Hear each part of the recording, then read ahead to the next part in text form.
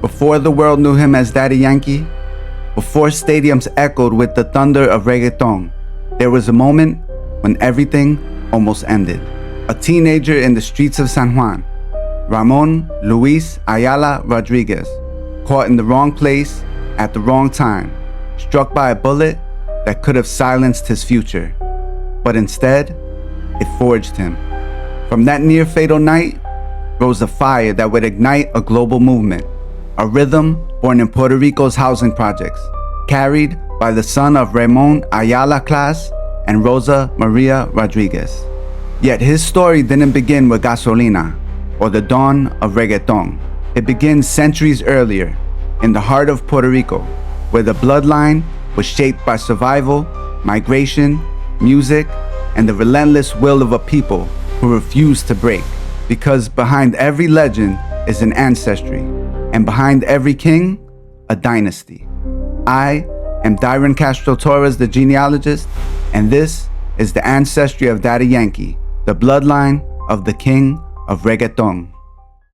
Ramón Luis Ayala Rodríguez, known to the world as Daddy Yankee, rose from the streets of Puerto Rico to become the architect of a global sound. What began as a teenager experimenting with beats in the housing projects of San Juan evolved into a revolution, the birth of reggaeton as a worldwide force. His voice carried the grit of the island, the pulse of Afro-Caribbean rhythm, and the swagger of a generation breaking into the mainstream on its own terms.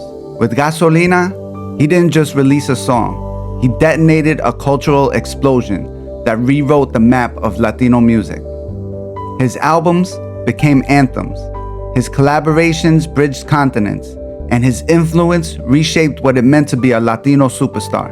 Daddy Yankee didn't follow a path, he carved one, pushing reggaeton from underground mixtapes to stadium-filling dominance. But legends don't rise alone. Behind every meteoric success is a foundation built by those who came before, those struggles and whose stories shaped the artist long before he stepped into the spotlight.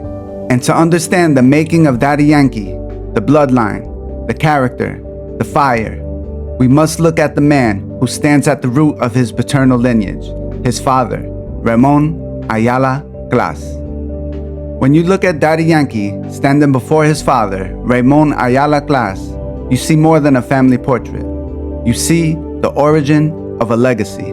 The smile on Ramón Luis Ayala Rodríguez, the global icon, was shaped long before the fame, long before the stages and the headlines. It began here, with the man who raised them, the man whose rhythm, discipline, and quiet strength formed the foundation of the King of Reggaetón. Ramón Ayala Glass wasn't just a father. He was a musician, a percussionist, a keeper of the island's heartbeat. And that heartbeat became the pulse that his son carried into the world. Behind every superstar is a bloodline, and behind Daddy Yankee stands this man. Before I go any further into Daddy Yankee's paternal lineage, I want to show you the document that anchors the entire branch of the family, the birth record of his father. Now, you'll notice that I blacked out all identifying information for living individuals. That's standard genealogical ethics. We protect the living and we illuminate the past. But what remains on this page is everything we need. This record reveals that Ramón Ayala Glass, Daddy Yankee's father, was born in Santurce and formally recognized by his parents. His father is listed as Porto Ayala, a native of Rio Piedras, living in Santurce at the time. His mother, Altagracia Glass, was originally from Vega Baja, also residing in Santurce. And the lineage goes deeper. The paternal grandparents named here are Elias Ayala and Zenona Ayala, two Ayala lines converging into one bloodline. On the maternal side, his grandparents were Jose Glass and Natalia Aponte, names tied to long-standing families in northern Puerto Rico. This single document connects an international superstar to the roots of Rio Piedras, Vega Baja, and the Ayala and Glass families who carried this legacy long before reggaeton even existed. And that's where our investigation continues. Now, this next document takes us to the 1940s, the World War II draft card of Porto Ayala, the grandfather of Daddy Yankee. These cards are some of the most revealing records we have for Puerto Ricans of that era, and this one is no exception. Right at the top, we see his name clearly printed, Porto Ayala Ayala, born on April 26, 1907 in Rio Piedras, Puerto Rico. At the time of registration, he was 33 years old, living in the Roosevelt sector of Rio Piedras and working for the WPA under J.J. O'Brien in Santurce. One line stands out immediately. The person listed as someone who will always know his address, Lenore Ayala. This confirms that Lenore was his first wife, long before the later generations came into the picture. On the backside of the card, the draft officer recorded Porto's physical appearance as it was understood in 1940. And this is important for understanding how Puerto Ricans were racialized by U.S. authorities at the time. Porto Ayala is classified as Negro, with brown eyes, black hair, and a light brown complexion. These racial categories weren't merely descriptive.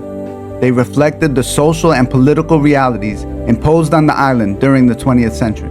But for our genealogical purposes, this document gives us something crucial: identity, place, time, and confirmation of his marital link, all of which helps us narrow down who he was before he appears on other records. Now, we need to go even deeper, back into the earlier decades, to answer the most important question: who were Porto Ayala's parents? To that, we turn to his death record. This document brings us to the final chapter in the life of Daddy Yankee's grandfather, the death certificate of Porto Ayala y Ayala, dated May 26, 1983, in Rio Piedras, Puerto Rico. Right away, the death record confirms everything we've already uncovered. Porto is listed as the son of Elias Ayala and Zenona Ayala, which matches precisely with what we saw on the birth record of his son Ramón Ayala Class. And here's something worth noting for genealogical context.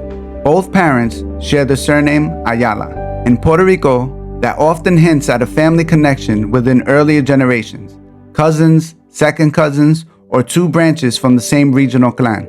It's not proof by itself, but it's a clue. And clues are how we build these stories. The certificate also names his spouse, Altagracia Glass, the same mother listed in Ramon's baptism and birth records. Every document strengthens the chain, linking Daddy Yankee's father and grandfather back through the Ayala bloodline. And now that we confirm Porto's identity, his birthplace, his parents, and his marriage, it's time to go deeper. Because to understand where the Ayala line truly begins, we must look to Elias Ayala and Zenona Ayala themselves, the great-grandparents of Daddy Yankee and the generation where the surname convergence begins. And that's where our search leads next.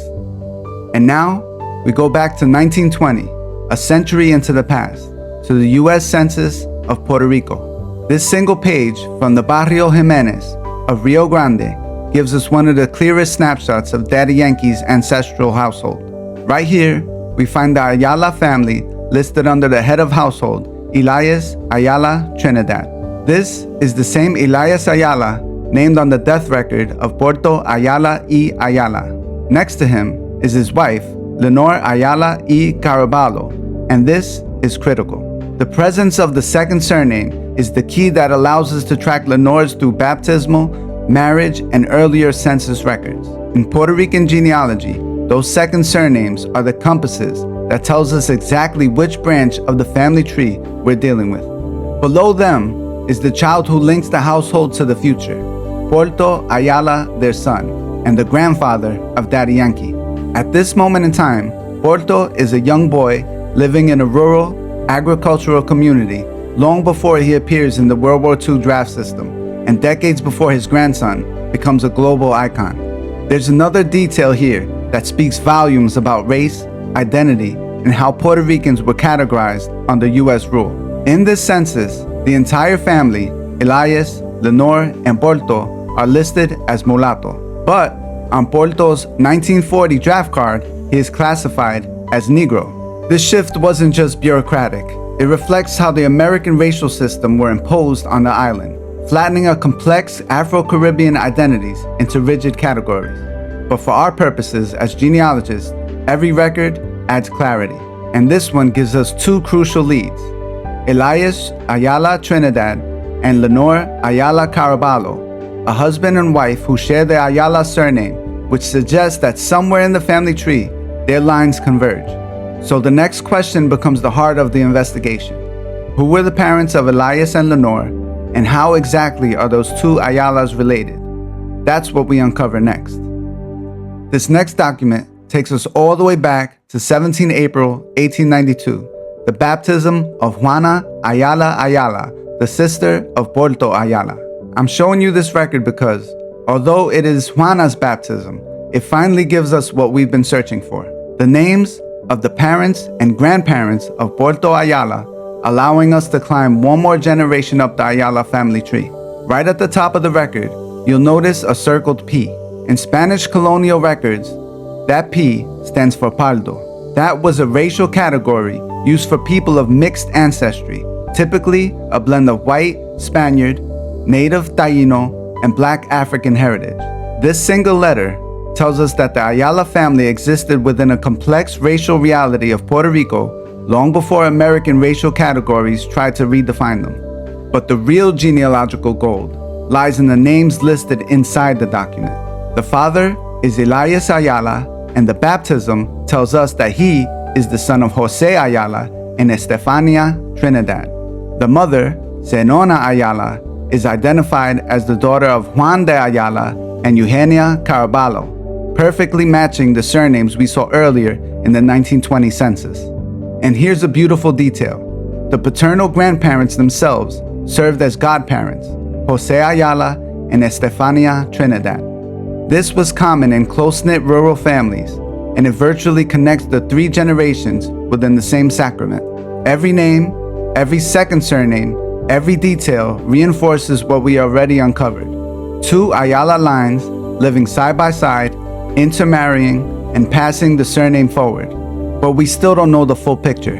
To understand how these two Ayala branches, Elias's line and Zenona's line, are connected, we need to keep climbing. We need to go up one more generation, because to answer how these Ayalas are related lies deeper in the past. Our search now takes us to February 23rd, 1879, where we find the baptism of Lorenza Ayala, sister of our Elias Ayala Trinidad. This record may look just like any other baptism, but for us, it's the missing puzzle piece that confirms the entire generation of the Ayala family. And once again, right at the top of the page, we see the circled P, which we know stands for Pardo. It's a reminder that long before the US racial categories tried to simplify these identities, Puerto Rican families like the Ayalas carry centuries of blended heritage. Now, here's why this document matters. The parents listed are Jose Ayala and Estefania Trinidad, the same exact couple we saw in the 1892 baptism. This proves that Lorenza is the sister of Elias Ayala, the grandfather of Daddy Yankee's father's generation.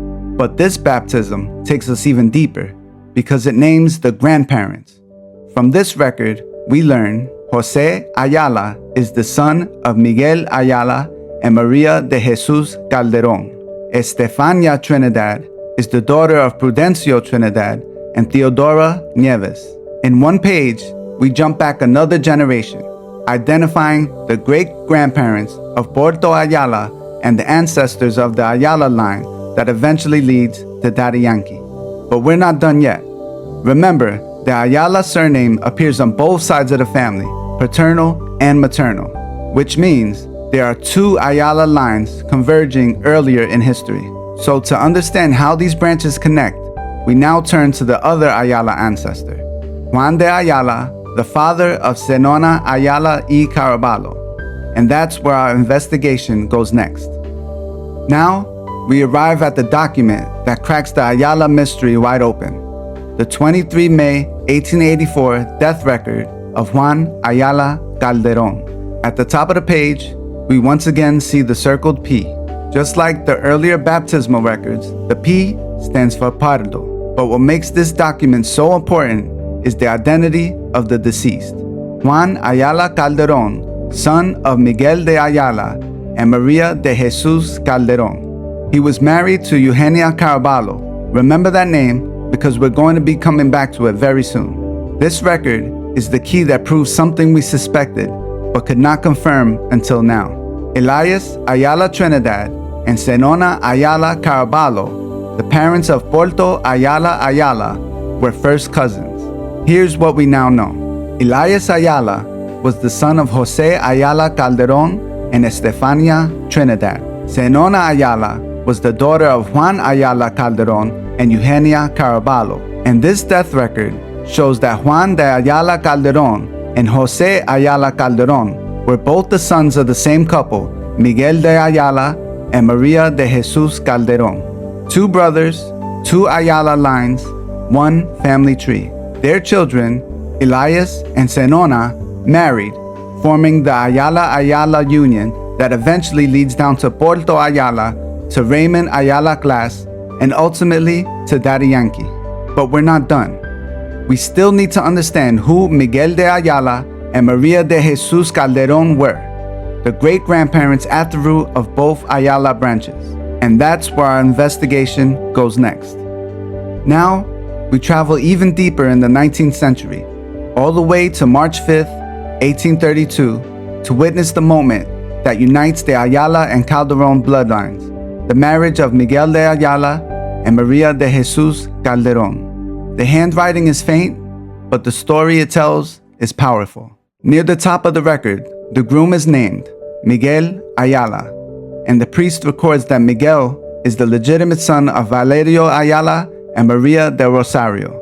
This pushes us yet another generation back into the Ayala family, and opposite him stands his bride, Maria de Jesus Calderón, identified as the daughter of Felipe Calderón and Ildefonsa Enriquez. These are the same ancestors whose names appear again and again in later records, linking branches of the Ayala and Calderón families across multiple documents and decades. This single marriage is the foundation of the entire cousin connection we uncovered earlier. Miguel and Maria de Jesus had multiple children, including their sons Jose and Juan, would eventually have children, Elias and Zenona, respectively, who would marry and become the parents of Porto Ayala Ayala, grandfather of Daddy Yankee. But to fully understand how this family web continues to expand, we need to look at the woman who married into the Ayala line and helped create the next generation, Eugenia Caraballo, the wife of Juan Ayala Calderón. And she's where our investigation goes next. Our investigation now turns to the woman whose line intertwines with the Ayala family in a way that shaped multiple generations, Eugenia Carabalo Hernandez. This record, dated 18 February 1903, documents her death in Rio Grande, but it tells us much more than where her life ended. It tells us where it began. The document states that Eugenia was born in Loíza, one of the oldest and most culturally significant Puerto Rican communities on the island. That birthplace alone adds an important layer of context to her story. But at the top right, under her name, there's a detail that stands out. Her race is listed as Blanco. In Puerto Rican civil records in the early 1900s, Blanco typically meant a person considered of Spanish or European ancestry, at least on record. The record identifies her as the widow of Juan de Ayala, the same man whose death record helped us prove the cousin connection within the Ayala clan. Together, they had several children. All three are listed here: Manuel, Nona, Arce Nona, Ayala Caraballo, the grandmother of Daddy Yankee's paternal line, and Florencio. These names confirm everything we've traced through the baptisms and marriages. The Ayala and Caraballo families were deeply interconnected. And finally, Eugenia's parents are named. She was the daughter of Manuel Caraballo and Carmen Hernández, a new branch of the family tree that we now will have to climb. So the next step in our investigation is clear. To understand where this Caraballo line comes from, we now turn to her father, Manuel Caraballo. Our investigation now reaches the 4th of December, 1863, where we uncover the death record of Manuel Caraballo, one of the oldest ancestors we've encountered so far in Daddy Yankee's paternal line. The ink is worn, the page is stained by time, but the story remains intact. Near the top left, you'll notice a circled B. As we already know, in the 19th century parish records, B stands for Blanco, meaning Manuel, was documented as being of Spanish or European ancestry. The record states that Manuel Caraballo died at 60 years old, placing his birth around the early 1800s. He is described as the legitimate son of Jose Caraballo and Catalina Perez, pushing us yet another generation back in the Caraballo line. His marital status is clear as well. He was the husband of Carmen Hernandez, the same woman listed as the mother of Eugenia Caraballo on her 1903 death record. And with this, the pieces align. Every document, every surname, every racial notation builds a clearer picture of the world of Daddy Yankee's ancestors lived in. A Puerto Rico defined by community, lineage, and the overlapping branches of family. Now that we've established Manuel Caraballo's parentage, age, and ancestry, we turn to the woman who shares this chapter of his story, Carmen Hernandez. And it's crucial to remember that surname Hernandez, because it will become especially important in the discoveries yet to come. Our search continues with her. Our next document brings us to 23 May 1865 and reveals a crucial and unexpected truth about the woman at the root of this family line, Carmen Nieves, the same woman we know elsewhere as Carmen Hernandez, the wife of Manuel Caraballo. But when we look at this record, the first thing we notice is what's not there. She is listed not by the surname Hernandez. Instead, she is recorded simply as Carmen Nieves. And yet, the document confirms her as the right woman. It identifies her unmistakably as the widow of Manuel Caraballo, tying her directly to the same husband listed in the 1863 death record. This connection ensures we're tracking the correct Carmen through the historical records. But the most important detail comes in the way her parentage is described. The record states that she was the hija natural de Simona Nieves. In the 19th century Puerto Rican records, hija natural means she was born out of wedlock. This explains why she appears under the surname Nieves instead of Hernandez. Children generally inherited their mother's surname when the father was not legally recognized. So now we know Carmen was illegitimate, and she carried her mother's surname Nieves, which is also going to be subject to change. But at some point in her life, likely through community use, baptismal practice, or paternal acknowledgement, she also became known by the surname Hernandez, the name that appears in the death records of her daughter Eugenia. This raises the next major question in our investigation. If Carmen Nieves was illegitimate, how do we prove who her father was? To answer that, we need to go deeper into the records, looking for clues that reveal the identity of the man who stood behind the Hernandez surname. And that's exactly where we go next. Now, we uncover a record that ties together every loose thread we've been following in the Carabalo Hernandez line. The 19 May 1850 baptism of Hermogenes Caraballo, the sister of Eugenia Caraballo. This document is one of the most important pieces of genealogical evidence in the entire investigation. Right at the top left, we see the circled B, the same racial marking we've seen before. But the true power of this record lies in the names it contains. Hermogenes is listed as the legitimate daughter of Don Manuel Caraballo and Doña Carmen Hernandez. This confirms without any question that this Carmen, whether she appears as Hernandez or Nieves in the other documents, is unquestionably the mother of Eugenia Caraballo and the same woman who appears in the earlier death records. Then, the priest takes us one generation further. The paternal grandparents are named as Don Jose Caraballo and Doña Catalina Perez, exactly matching what we saw on Manuel Caraballo's 1863 death certificate. But the most exciting part is on the maternal side. For the first time, we see the names of Carmen Hernandez's parents, Don Pedro Hernandez and Doña Simona Morales. This single line answers the mystery created by earlier records. In Carmen's death record, she appeared only as Carmen Nieves, hija natural de Simona Nieves, listing only her mother but no father. But here, in the baptism of her daughter, Hermogenes, we finally see the paternal identity spelled out. Carmen Hernandez was the daughter of Pedro Hernandez and Simona Morales, with her mother's surname shifting from Morales to Nieves in different documents, a common occurrence in 19th century Puerto Rican records. This is the proof we needed to reconstruct Carmen's full lineage and to resolve the conflicting surnames once and for all. And now that we know exactly who her parents were, our investigation moves to the next ancestor in the chain, Pedro Hernandez, the father whose name finally emerges from the shadows. Let's uncover his story.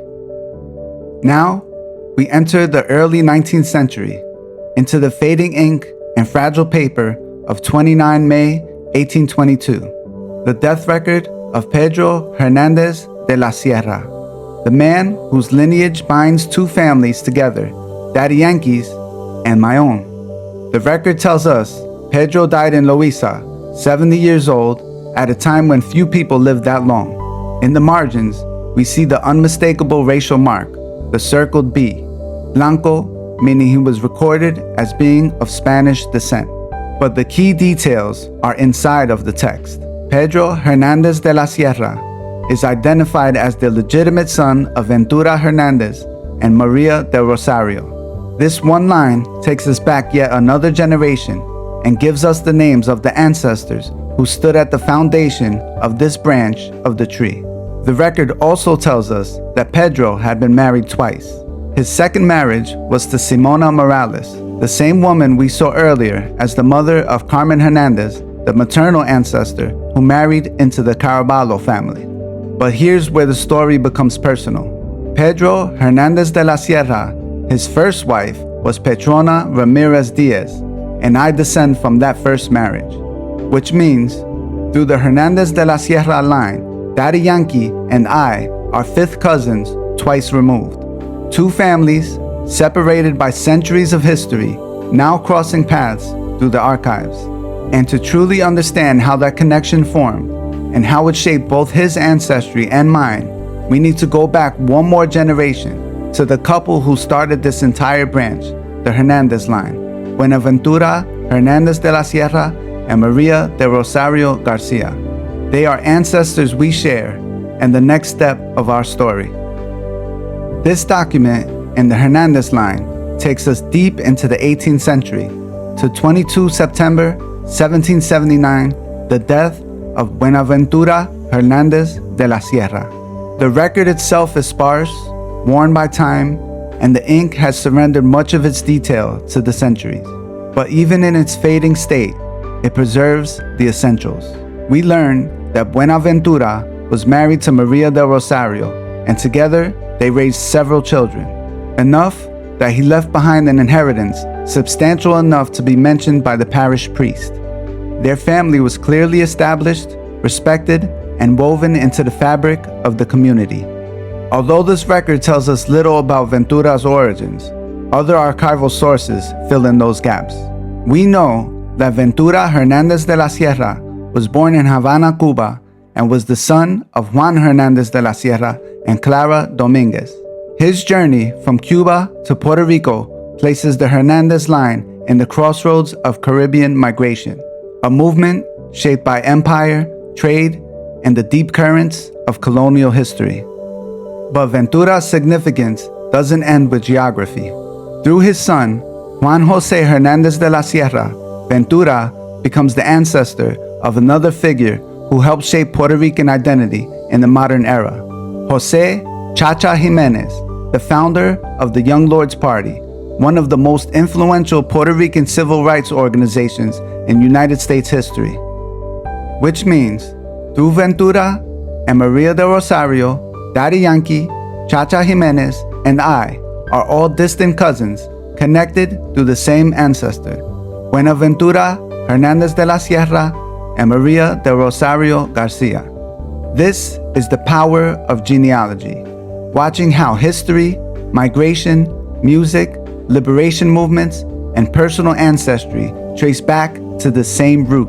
And to fully understand this lineage, we now turn to the man who began this branch, Juan Hernandez de la Sierra, the father who carried the family name across the Caribbean. Let's uncover his story next. Now, we arrive at one of the oldest records in this entire investigation, the 22 July 1764 death of Juan Hernández de la Sierra, the patriarch whose shadow stretches across centuries of Puerto Rican and Caribbean history. Just like Ventura's death record, this document is sparse, worn, and handwritten in a style that barely survived the passing of time. But even with its missing details, it gives us enough to understand the shape of his life. The priest identifies him as Juan Hernández de la Sierra and records that at the time of his death, he was married to Dominga Hernández Borallo, his second wife. The record explains that he has children from both marriages and that he left an inheritance divided among them. This tells us two important things. First, Juan was a man of means and property, enough so that the priest felt compelled to mention his estate. Second, his family was large, spanning at least 2 unions and multiple generations of heirs. Even though this record doesn't reveal his origins, age, or profession, these clues, 2 marriages, property, community standing, hint that Juan Hernández de la Sierra was not an ordinary vecino of the parish.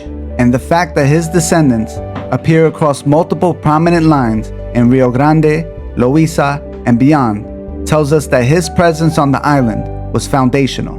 But to truly understand who he was, where he came from, how he arrived in Puerto Rico, and what role he played in the colonial world of the 1700s, we must turn to other documents outside from these parish books, because in those records, we uncover the truth about his place of origin and the rank he held during his lifetime.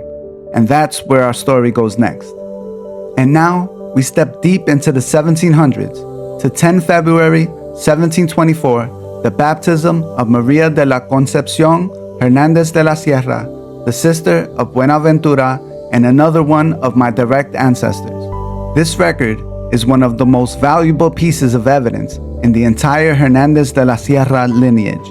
Even though the ink is faded and the paper has suffered from centuries of wear, the priest's words are still crystal clear. Maria de la Concepción is the legitimate daughter of Juan Hernández de la Sierra and Clara Dominguez, the same couple at the root of Daddy Yankee's, Chacha Jimenez, and my own family line. But here is the part that changes everything. The priest records that Juan Hernández de la Sierra and Clara Dominguez were natural de Sauzal, Tenerife, Islas Canarias, España. They were born in the island of Tenerife in the Canary Islands, a migration route that shaped Puerto Rico's population for generations. This one line anchors the family firmly in Spanish colonial history and confirms that the Hernández de la Sierra family were among the Canarian settlers who helped populate and defend Puerto Rico during the early 18th century.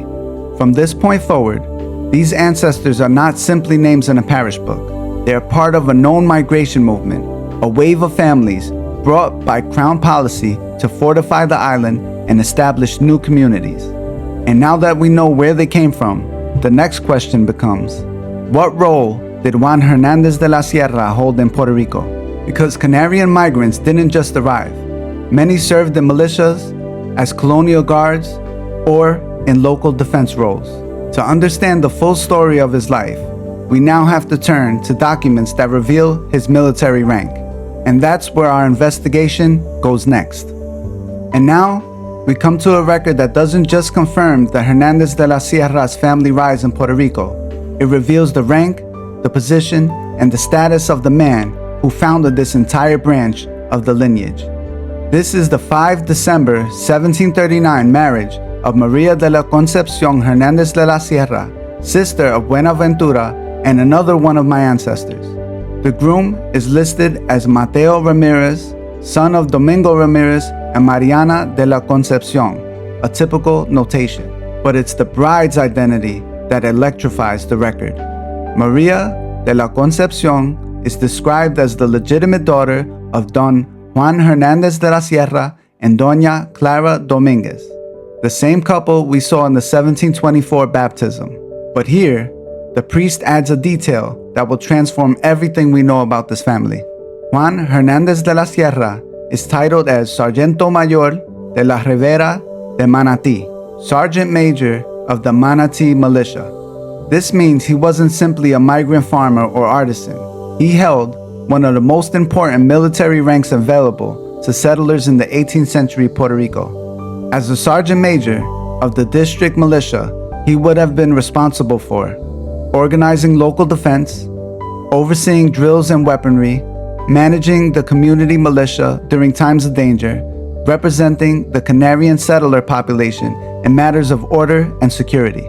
This title marks Juan Hernández de la Sierra as a man of authority, leadership, and recognized status in colonial society. And when we combine this with what we learned from earlier records, that he and Clara Dominguez were from Tenerife, Canary Islands, the new question emerges. If he held such a rank in Puerto Rico, can we find him in records in the Canary Islands? To answer this question, we now turn our investigation across the Atlantic, back to Tenerife, back to El Sauzal, to see whether we can find Juan Hernández de la Sierra before he ever stepped foot in Puerto Rico. And now, after traveling through centuries of records across Puerto Rico, we arrive at the origin point, the document that anchors the entire Hernández de la Sierra lineage before their arrival in Puerto Rico. This is the 15th of September, 1704, inside the historic Iglesia de San Pedro in Sauzal, Tenerife, Canary Islands. The very church is still standing today. The priest, Mateo Fernández Bello, records a marriage that would echo across generations on both sides of the ocean. Juan Hernández de la Sierra married Clara Dominguez. The record gives us the details with absolute clarity. Juan Hernández de la Sierra, the groom, is the legitimate son of another Juan Hernández de la Sierra and Catalina Rodríguez, a Canarian family rooted in the same parish. His bride, Clara Dominguez, is the legitimate daughter of Pedro Gutiérrez and Maria Dominguez, already deceased by the time of this marriage. These are the exact ancestors who would later become the founders of a Puerto Rican dynasty, the Sergeant Major of the Manatí Militia and the matriarch whose descendants would spread across Rio Grande, Loíza, Manatí, San Juan, and beyond, eventually producing artists, activists, revolutionaries, and even the King of Reggaetón. From this church in Tenerife, to the barrios of Puerto Rico, to the global stage, this marriage in 1704 is where bloodlines begin. And with this marriage in the Canary Islands, we can close the circle. From Daddy Yankee, back through the centuries of Puerto Rican history, all the way to the mountains of Tenerife. What began as a search for the ancestry of Ramón Luis Ayala Rodríguez has now connected music, history, migration, race, identity, and legacy into one unbroken line. Now, let's bring it all together and close out this journey. And so, after traveling across 3 centuries, crossing oceans, sifting through fragile pieces of parish books and faded ink, we finally reached the end of its journey. We began with Ramón Luis Ayala Rodríguez, the artist the world knows as Daddy Yankee, the King of Reggaetón. But as we peeled back the layers, we discovered a story far bigger than music. A story of families marked as pardos, of soldiers who defended Puerto Rico, of widows and farmers and midwives, of Africans, Tainos, Canary Islanders, and Spaniards, all converging into a single bloodline. We found his grandfather, Porto, his great-grandparents, Elias and Zenona, first cousins, descended from the old Ayala clan, and the trail of ancestors stretching from Rio Grande and Loíza back to Havana, Cuba, and finally to the Islas Canarias, where Juan Hernández de la Sierra and Clara Dominguez began this saga in 1704. Through these records, Daddy Yankee's ancestry becomes a mirror of Puerto Rico itself, a mixture of struggle, survival, reinvention, and brilliance.